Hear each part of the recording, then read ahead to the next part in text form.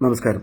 വഖഫ് bill പാസാക്കിയതുമായി ബന്ധപ്പെട്ട് നടക്കുന്ന ചർച്ചകളിൽ ബോധപൂർവം രാഹുൽ ഗാന്ധിക്കും പ്രിയങ്ക ഗാന്ധിക്കുമെതിരൊക്കെ ആയിട്ടുള്ള ചില സൈബർ ഇടങ്ങളിലെ ആക്രമണങ്ങളും അതുപോലെ തന്നെ ചില മാധ്യമങ്ങളുടെ തലക്കെട്ടുകളും ബോധപൂർവം സൃഷ്ടിക്കപ്പെടുന്നതാണ്.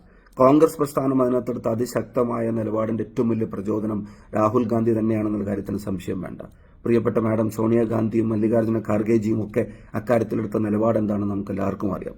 രാഹുൽ ഗാന്ധിയും ഇക്കാര്യത്തിലെടുത്ത പരസ്യമായ നിലപാട് ഇത് ഭരണഘടനയുടെ പ്രശ്നമാണ് എന്നുള്ളതാണ്. ഇതൊരു മതത്തിന്റെ മാത്രം പ്രശ്നമല്ല, ഇത് ഭരണഘടനയുടെ അവകാശങ്ങളുടെ ലംഘനമാണെന്നുള്ള അപ്രോച്ച് തന്നെയാണ് അക്കാര്യത്തിലെടുത്തത്. ഇന്ത്യ മുന്നണിയുടെ യോഗം വിളിച്ച് അതിശക്തമായ ഇക്കാര്യത്തിൽ എടുക്കേണ്ട നിലപാടിനെ സംബന്ധിച്ച് ധാരണയുണ്ടാക്കിയത്, അതുപോലെ തന്നെ വഖഫ് ബില്ല് ചർച്ച ചെയ്യുന്ന ദിവസം രാവിലെ 9:30 മണിക്ക് മുഴുവൻ കോൺഗ്രസ് എംപിമാരുടെയും യോഗം വിളിച്ച് സംസാരിക്കാൻ അവസരം ലഭിച്ച ആളുകൾ അതിശക്തമായി ഈ ഭരണഘടനാ അവകാശ ലംഘനങ്ങൾക്കെതിരെ നിലപാടെടുക്കണമെന്നുള്ള നിർദ്ദേശം നൽകിയത്, അതിനുശേഷം അമെന്റ്മെന്റുകൾ ഉൾപ്പെടെയുള്ള കാര്യത്തിൽ ഒരു ചെറിയ ബോഡി ഇന്ത്യ മുന്നണിയിൽ തെരഞ്ഞെടുക്കപ്പെട്ട നേതാക്കന്മാർ കെ.സി. വേണുഗോപാലിന് കൊടുത്ത നിർദ്ദേശപ്രകാരം അവിടെ യോഗം ചെയ്ത് ഏതൊക്കെ വിഷയത്തിൽ അതിശക്തമായ നിലപാടെടുക്കണം എന്നുള്ള ചർച്ച ചെയ്തത്, അവസരം ലഭിച്ചവർ ഓരോരുത്തരും എടുത്ത നിലപാടിന്റെ പിന്നിലൊക്കെ രാഹുൽ ഗാന്ധിയുടെ നേരിട്ടുള്ള ഇടപെടലുകളുണ്ടായിരുന്നു. ബില്ല് കൺസിഡറേഷന് വേണ്ടി കൊണ്ടുവരുമ്പോഴും വോട്ടെടുപ്പിന്റെ സമയത്തും ആഭ്യന്തരമന്ത്രി സഭയിൽ പ്രസംഗിക്കുന്ന സമയത്തും ഒക്കെ രാഹുൽ ഗാന്ധി നേരിട്ട് അവിടെ സഭയിൽ ഹാജരായതുമാണ്. അപ്പൊ സംസാരിക്കേണ്ടത് ആരാണെന്ന് പാർട്ടി തീരുമാനിച്ച് സംസാരിക്കുന്നവർ രാഹുൽ ഗാന്ധിയുടെയും കോൺഗ്രസിന്റെയും സംസാരിച്ചവരുടെയും അവിടെയുള്ള മുഴുവൻ കോൺഗ്രസ് അംഗങ്ങളുടെയും നിലപാട് തന്നെയാണ് അവർ പ്രസംഗിച്ചതെന്ന് നമുക്ക് എല്ലാവർക്കും അറിയാം. പ്രിയങ്ക ഗാന്ധിയുമായി ബന്ധപ്പെട്ട് നിങ്ങൾക്കറിയാം, ബിസിനസ് അഡ്വൈസറി കമ്മിറ്റി യോഗങ്ങൾ നിരവധി ഈ സെഷനുമായിട്ട് ബന്ധപ്പെട്ടും നടന്നിട്ടുണ്ട്. ആ സെഷനിലൊന്നും ഈ ബില്ല് കൊണ്ടുവരുന്നതിന്റെ ഡേറ്റിനെ സംബന്ധിച്ച് ഗവൺമെന്റ് ഒരു വ്യക്തതയും വരുത്തിയിട്ടില്ല. അജണ്ട തന്നെ മുന്നോട്ട് വെക്കുന്നില്ല. കഴിഞ്ഞ പാർലമെന്റ് സമ്മേളനത്തിലും ഇത് വരും എന്നുള്ള പ്രതീതി മാത്രമായിരുന്നു. അവസാനം സഭ തീരാൻ 2 ദിവസം മാത്രം ബാക്കി നിൽക്കെ ഉച്ചക്ക് 1-ാം തീയതി ഉച്ചക്ക് അഡ്വൈസറി കമ്മിറ്റി യോഗം വിളിച്ചിട്ട് നാളെ ബില്ല് കൊണ്ടുവരികയാണ്, നാളെ 12:15 ബില്ല് കൺസിഡറേഷന് കൊണ്ടുവരികയാണെന്നുള്ളതാണ് ഇവർ അറിയിച്ചത്. അപ്പം പ്രിയങ്ക ഗാന്ധിക്ക് കുടുംബത്തിലെ ഒരു വളരെ അടുത്തൊരു വ്യക്തിയുടെ ആരോഗ്യ പ്രശ്നവുമായിട്ട് ബന്ധപ്പെട്ട് നേരത്തെ നിശ്ചയിച്ചൊരു യാത്ര നടത്തേണ്ടി വരുന്ന സാഹചര്യം, അത് ഒഴിവാക്കാൻ കഴിയാത്ത ഗുരുതരാവസ്ഥയിൽ അവരായിരുന്നതുകൊണ്ടാണ് അവർക്ക് അവിടെ പോകേണ്ടി വന്നത്. എന്നാൽ നേരത്തെ കൂടിയ BACയുടെ പ്രകാരം ഈ ബില്ല് ഈ സമയം വരുമെന്നുള്ള അറിയിപ്പ് കിട്ടുകയാണെങ്കിൽ അതനുസരിച്ച് നിലപാടെടുക്കാൻ പറ്റുമായിരുന്നു. ഇപ്പൊ പ്രിയങ്ക ഗാന്ധിയുടെ ഉൾപ്പെടെ നിലപാട് തന്നെയാണ് അവിടെ സംസാരിച്ച കോൺഗ്രസ് അംഗങ്ങൾ നടത്തിയത്. അപ്പൊ അതൊക്കെ അറിഞ്ഞിട്ടും ഇത്ര ശക്തമായിട്ട് ഈ സമയത്ത് BJPക്കെതിരായി സംഘപരിവാറിന്റെ അജണ്ടക്കെതിരായിട്ട് കോൺഗ്രസ് നിലപാടെടുക്കുമ്പോൾ അതിൽ പിന്നെയും കുറ്റവും കുറവും കണ്ടെത്താൻ ശ്രമിക്കുന്നവർ എന്ത് ആൾട്ടർനേറ്റീവിന് വേണ്ടിയാണ് ശ്രമിക്കുന്നത്? 21 കേസാണ് രാഹുൽ ഗാന്ധിക്കെതിരെ ഈ രാജ്യത്തുടനീളമുള്ള കോടതികൾ രജിസ്റ്റർ ചെയ്യപ്പെട്ടിരിക്കുന്നത്, സംഘപരിവാറിനെതിരെ സംസാരിച്ചതിന്റെ പേരിൽ മാത്രം. പാർലമെന്റിനകത്ത് പോലും പ്രതിപക്ഷ നേതാവിനെ നിശബ്ദനാക്കാനുള്ള ശ്രമം നടത്തുക, സ്പീക്കർ തന്നെ നേരിട്ട് വന്ന് അദ്ദേഹത്തെ മെൻഷൻ ചെയ്ത് നടത്തിയ കമന്റിന് മറുപടി പറയാൻ സാധാരണ ഒരു പരാമർശം വന്ന ഏത് അംഗത്തിനും അവനവന്റെ ഭാഗം പറയാൻ അവസരം ലഭിക്കുമെന്നിരിക്കെ LOPക്ക് അത് കൊടുക്കാതിരിക്കാൻ വേണ്ടി സഭ അഡ്ജേൺ ചെയ്യുന്നു എന്ന് പറഞ്ഞ് കസേരയിൽ നിന്ന് എഴുന്നേറ്റ് പോകുന്ന സ്പീക്കർ വരെ നമ്മൾ കാണുന്നുണ്ട്. നിങ്ങൾക്കറിയാം, 1:59 വരെ പാർലമെന്റിൽ ഈ വഖഫിന്റെ ബില്ലിന്റെ ചർച്ച നടത്തിയിട്ട് ആ ചർച്ച തീർന്ന് തൊട്ടടുത്ത മിനിറ്റിൽ മണിപ്പൂരിലെ ബില്ല് രാഷ്ട്രപതി ഭരണമായിട്ട് ബില്ലെടുക്കുക, അത് വിശദമായ ചർച്ച വേണ്ടതല്ലേ, അതിന് മറ്റൊരു സമയം കണ്ടെത്തണമെന്നുള്ള പ്രതിപക്ഷ ആവശ്യത്തെ പോലും അംഗീകരിക്കുന്നില്ല.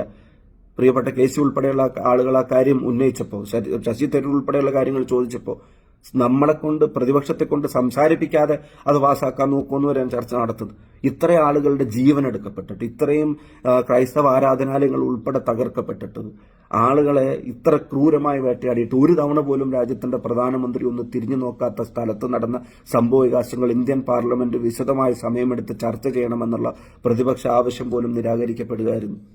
അപ്പൊ ഇത് കൃത്യമായിട്ടുള്ള നിലപാട് കോൺഗ്രസ് പ്രസ്ഥാനം എടുത്തിട്ടുണ്ട്. ഇത് മതത്തിന്റെ മാത്രം പ്രശ്നമല്ല, ഇത് ഭരണഘടനയുടെ മൗലിക അവകാശങ്ങളുടെ ലംഘനമാണെന്നുള്ള നിലപാട് തന്നെ എടുത്തിട്ടുണ്ട്. അതൊപ്പം തന്നെ ഒരു കാര്യം കൂടെ പറയാനുള്ളത്, മുനമ്പം ഇഷ്യൂവുമായിട്ട് ബന്ധപ്പെട്ട് ഏത് ഘട്ടത്തിലാണ് ആ വിഷയത്തെ പരിഹരിക്കണമെന്നുള്ള നടപടികൾക്ക് കോൺഗ്രസ് പിന്തുണ പ്രഖ്യാപിക്കാത്തത്? കേരളത്തിലെ മുസ്ലിം ലീഗ് ഉൾപ്പെടെയുള്ള UDF പിന്തുണ പ്രഖ്യാപിക്കാത്തത്? പാർലമെന്റിൽ സംസാരിച്ച ഹൈബി ഈഡനും KC വേണുഗോപാൽ ഉൾപ്പെടെയുള്ള അംഗങ്ങൾ, ഗൗരവ് ഗൊഗോയ് ഉൾപ്പെടെയുള്ള അംഗങ്ങൾ ഈ വിഷയം പരിഹരിക്കപ്പെടണമെന്നുള്ള ആത്മാർത്ഥമായിട്ടുള്ള ആവശ്യം മുന്നോട്ട് വെച്ചത്, പ്രാക്ടിക്കലായി റെട്രോസ്പെക്റ്റീവ് എഫക്ട് വരെയുള്ള കാര്യങ്ങൾക്ക് വ്യക്തത വരുത്തി അവരുടെ റവന്യൂ റൈറ്റ്സ് തിരികെ കൊടുക്കണമെന്ന് ശക്തമായിട്ട് ആവശ്യപ്പെട്ടത്, അതൊക്കെ കോൺഗ്രസ് ഈ ഭരണഘടനാ ലംഘനം നടക്കുന്ന സമയത്തും മുൻപത്തെ ജനങ്ങൾക്ക് വേണ്ടിയുള്ള നിലപാടെടുക്കുന്ന കാര്യത്തിലും കോൺഗ്രസ് ഒരു ഇഞ്ച് പോലും പുറകോട്ട് പോയിട്ടില്ല എന്നുള്ളതാണ്. അപ്പം ഇവിടെ 14,000 കിലോമീറ്റർ ഇന്ത്യയുടെ തെരുവിൽ നടന്നപ്പം അത് രാജ്യത്തെ ജനങ്ങളെ വിഭാഗീയമായി കാണാനുള്ള സംഘപരിവാർ അജണ്ടയുടെ ഭാഗമായിട്ട് ഭാരത് ജോഡോ എന്ന് പറഞ്ഞ് ചേർത്ത് പിടിച്ച് നടന്ന ഒരു രാഷ്ട്രീയ നേതാവിന്റെ ക്രെഡിബിലിറ്റിയെ ഈ പറയുന്ന സൈബർ ആക്രമണങ്ങൾക്കൊന്നും തൊടാൻ പോലും കഴിയില്ല എന്ന് നിങ്ങൾക്കറിയാം. ബോധപൂർവമായി സൃഷ്ടിക്കപ്പെടുന്ന ചില തലക്കെട്ടുകൾക്ക് അതിൽ ഒന്നും ചെയ്യാൻ കഴിയില്ല എന്നുള്ള അറിഞ്ഞുകൊണ്ട് തന്നെയാണ് ഈ വൃഥാശ്രമം അവർ നടത്തുന്നത്. 288 ഭരണപക്ഷാംഗങ്ങൾക്കെതിരെ 232 പ്രതിപക്ഷാംഗങ്ങളെ അണിനിരത്താൻ രാഹുൽ ഗാന്ധിയുടെ നേതൃത്വത്തിൽ ഇന്ത്യ മുന്നണിക്ക് സാധിച്ചിട്ടുണ്ട്, പ്രതിപക്ഷ പ്രസ്ഥാനങ്ങൾക്ക് സാധിച്ചിട്ടുണ്ട്. ബാക്കി വരുന്ന 56-28 പേർ ഈ ബില്ലിന്റെ അജണ്ടകളെ സംബന്ധിച്ചുള്ള യഥാർത്ഥമായിട്ടുള്ള ഒരു ബോധ്യത്തോടു കൂടി ഒരു തീരുമാനം മറിച്ചെടുത്തിരുന്നെങ്കിൽ നിങ്ങൾക്കറിയാം സാഹചര്യം എന്താവുമായിരുന്നു എന്നുള്ളത്. അപ്പോൾ അതുകൊണ്ട് കോൺഗ്രസ് ഇക്കാര്യത്തിൽ ഭരണഘടനാവകാശങ്ങളെ സംരക്ഷിക്കുന്ന കാര്യത്തിൽ, രാജ്യത്തെ മൈനോറിറ്റിയെ സംരക്ഷിക്കുന്ന കാര്യത്തിൽ ഇന്ന് മുസ്ലിം വഖഫ് ബോർഡുമായിട്ട് ബന്ധപ്പെട്ട അതിന്റെ അഡ്മിനിസ്ട്രേഷനുമായിട്ട് ബന്ധപ്പെട്ട കാര്യങ്ങളിലേക്ക് കടന്നു. അവിടെ കെ സി ഉൾപ്പെടെയുള്ള ആളുകൾ ചോദിക്കുന്നുണ്ട്, 35 തവണ ശബരിമലയിൽ പോയി എല്ലാ മാസവും 1-ാം തീയതി ഗുരുവായൂരിൽ പോകുന്ന ഞാൻ ഉൾപ്പെടെയുള്ള ആളുകൾ ചോദിക്കുന്നു എന്ന് പറഞ്ഞിട്ടാണ് കെ സി പറഞ്ഞത്. അവിടെ പറഞ്ഞു വെച്ച കാര്യം അദ്ദേഹം സൂചിപ്പിച്ചത് മറ്റേതെങ്കിലും മതസ്ഥാപനങ്ങളുടെ ഭരണവുമായി അഡ്മിനിസ്ട്രേഷനുമായിട്ട് ബന്ധപ്പെട്ട് ഇതര മതങ്ങളെ അതിനകത്ത് ഉൾക്കൊള്ളിക്കണമെന്നുള്ള നിയമം പാസ്സാക്കാൻ ഈ ഗവൺമെന്റ് തയ്യാറാവോ? ഇവിടെ മാത്രം എന്തുകൊണ്ട് വിവേചനം എന്ന പ്രസക്തമായിട്ടുള്ള ചോദ്യം ചോദിക്കുന്നത്. അതുകൊണ്ടാണ് ഇത് ഭരണഘടനയുടെ ലംഘനമാണ് എന്നുള്ള വാദം മുന്നോട്ട് വച്ചത്. എന്താണെങ്കിലും രാജ്യത്തെ ജനാധിപത്യ മതേതര മൂല്യങ്ങളെ, ഭരണഘടന നൽകുന്ന അവകാശങ്ങളെ സംരക്ഷിക്കുന്ന കാര്യത്തിൽ കോൺഗ്രസ് അതിശക്തമായിട്ടുള്ള നിലപാടുമായി സമൂഹത്തിനൊപ്പം ഉണ്ടായിരിക്കും. ജനാധിപത്യത്തെ വിലമതിക്കുന്നവരോട് നടത്തുന്ന ഫൈറ്റല്ല, അതിനെ കഴിയാവുന്ന എല്ലാ അവസരങ്ങളിലും ഇല്ലാതാക്കാൻ ശ്രമിക്കുന്നവരോട് പാർലമെന്റിനകത്തും പുറത്തും നടക്കുന്ന എല്ലാ പോരാട്ടങ്ങളുടെയും അതിശക്തമായിട്ടുള്ള മുഖമായി രാഹുൽ ഗാന്ധിയും സോണിയാഗാന്ധിയും കോൺഗ്രസും ഖാർഗെജിയും എല്ലാവരും മുന്നോട്ടുണ്ടായിരിക്കും. ഇന്ത്യ മുന്നണി മുന്നോട്ടുണ്ടായിരിക്കും എന്ന് മാത്രം പറയാൻ ആഗ്രഹിക്കുന്നു. പുലർച്ചെ 3 മണിക്കാണ് സോണിയാഗാന്ധി ഉൾപ്പെടെയുള്ള ആളുകൾ രാജ്യസഭയിൽ ഈ പറയുന്ന ഭരണഘടനാ വിരുദ്ധമായ ബില്ലിന്റെ അവതരണവുമായി ബന്ധപ്പെട്ടുള്ള എതിർപ്പുകൾ രേഖപ്പെടുത്താൻ തയ്യാറായത്.